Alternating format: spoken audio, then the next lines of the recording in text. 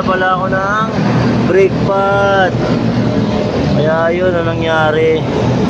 Ay nako, hindi ko nabantayan.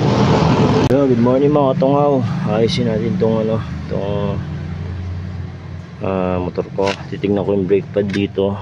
So dapat pala baklasin pa to. Let's go.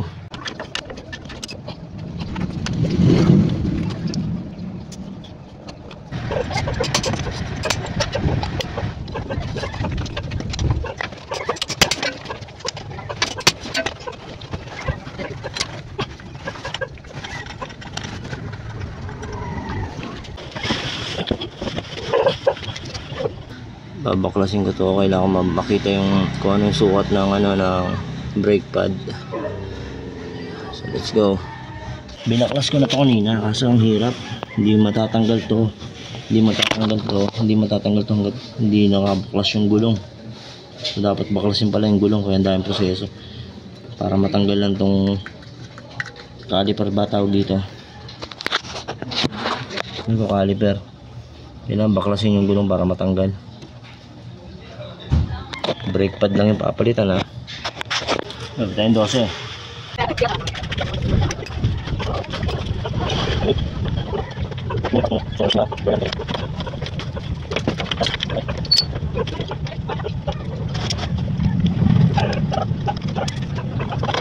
Ayan, tanggal na. So ayan mga man, kasalanan ko kasi hindi ko gaanong nabantayan. Ang nipis na ng ng brake pad ko, yun o. Baklasin ko na rin yan. Nipis na o. Mali.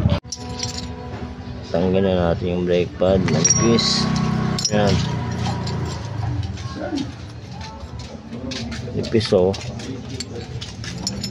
Ano ba yan? So ayan, nabaklasan natin yung gulong. Kakabit na tayo ng brake pad. Mga busisi ito. Brake pad lang, ang dami ko nang binaklas. Let's go.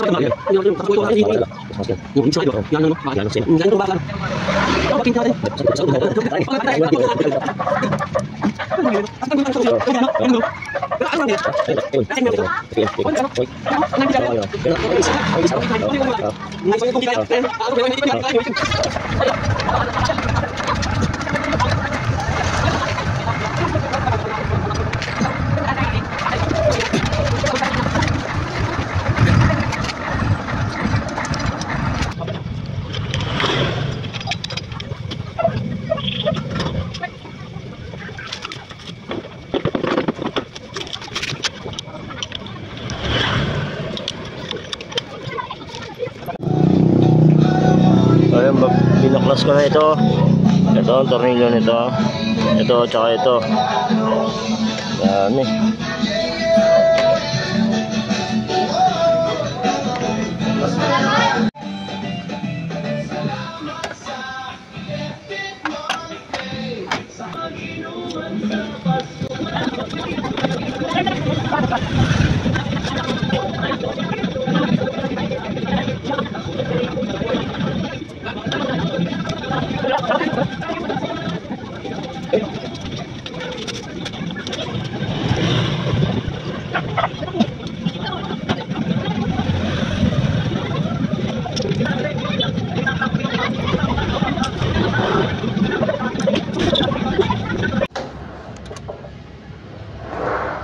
So ayan, natanggal ko na siya ng 8mm pag ganito, counterclockwise. Ayan.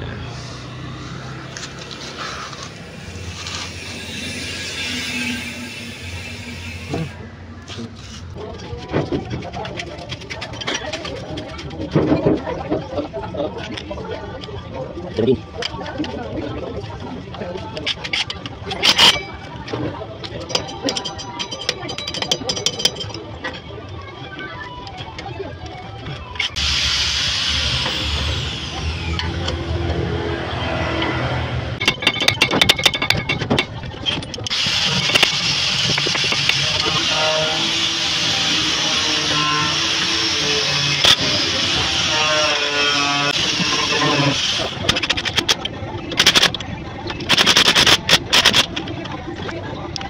Pero okay na siya, may brake na siya.